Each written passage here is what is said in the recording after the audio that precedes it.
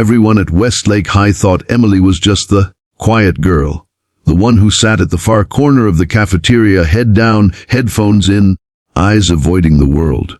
What they didn't know was that Emily had once stood under stadium lights, medals clinking around her neck, with thousands chanting her name. What they didn't know was that she had survived something that would have broken most people. And what they really didn't know was that the day they chose to hurt her was the day they awakened a part of her she'd buried for years. Tr1, the breakpoint. Emily kept her days small, quiet, invisible. She walked to school early, long before the hallways filled with noise. She stayed at the edges of conversations, never interrupting, never drawing attention. It wasn't that she couldn't talk.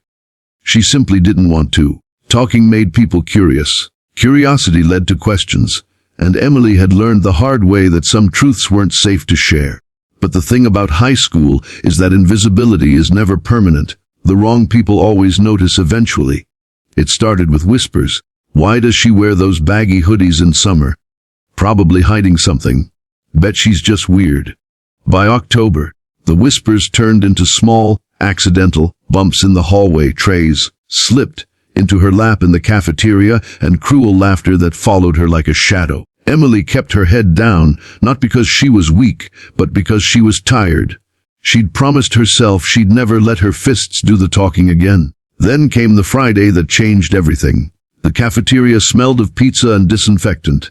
Emily was sitting at her usual corner table, picking at her apple, when they showed up, 3 boys from the basketball team. They were tall, cocky, and loud enough for everyone to notice.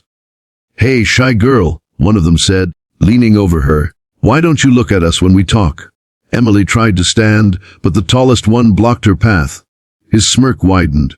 "What's under all that fabric?" he said, tugging at the sleeve of her hoodie. Her chest tightened. "Let me go," she said quietly. But he didn't. In one sudden, ugly motion, his hand grabbed her chest. The laughter from his friends was sharp, cutting through the air. For a second, Emily froze. The sound in her ears wasn't the cafeteria anymore. It was a roar, a crowd screaming, a voice from her past yelling, "You've got this! Finish it!" She wasn't in Westlake High anymore. She was back in the ring. Back when her hands were wrapped, her feet light, her body strong. Back before the accident, back before the loss. The cafeteria came back into focus, and so did her choice. She stood tall, slowly, deliberately. "Touch me again," she said, her voice calm but sharp enough to cut glass. "And you'll regret it." The boys laughed again. But this time, the laughter had an edge of uncertainty. Sheep tr2, the past strikes back. Emily didn't want to fight. Not here. Not now. Not when she had promised her mother that the fighter in her would stay in the past. But some promises weren't worth keeping when the line had been crossed. The tallest boy, still smirking, stepped closer. "What are you going to do, shy girl?" cry. His hand reached again, but this time it never landed. Emily's body moved on instinct, a wrist lock, precise, controlled, a sharp pivot of her hip, sending him stumbling to his knees. Gasps filled the cafeteria. She let go, stepping back, her chest rising and falling. "You don't get to put your hands on people," she said evenly. But the boy, red-faced, lunged again.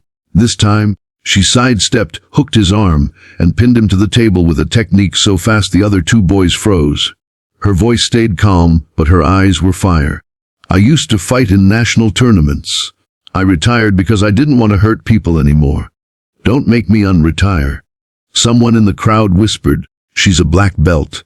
And the words rippled like electricity. The cafeteria supervisor finally pushed through, dragging the boys away and demanding explanations.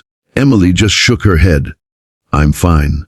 But inside she wasn't. She left early that day, walking home through streets heavy with the weight of her memories. 3 years ago, Emily had been a junior martial arts champion. She'd been on track for the Olympics.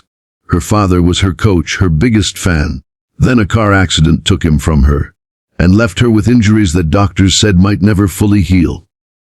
She had fought her way back physically, but emotionally she'd shut the world out. She thought she could bury that part of her life. Until today. That night she sat on her bed, staring at her old championship medal. Her father's words echoed in her mind. "Strength isn't about winning fights, Emily. It's about protecting what matters." The next Monday she walked into school not with her head down, but standing tall. She joined the girls' self-defense club as a volunteer instructor. She spoke to the principal about starting an anti-bullying program. And when she passed the three boys in the hallway, they looked away.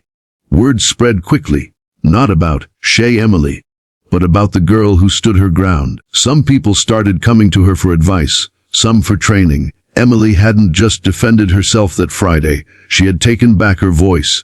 And in doing so, she'd found a new way to fight.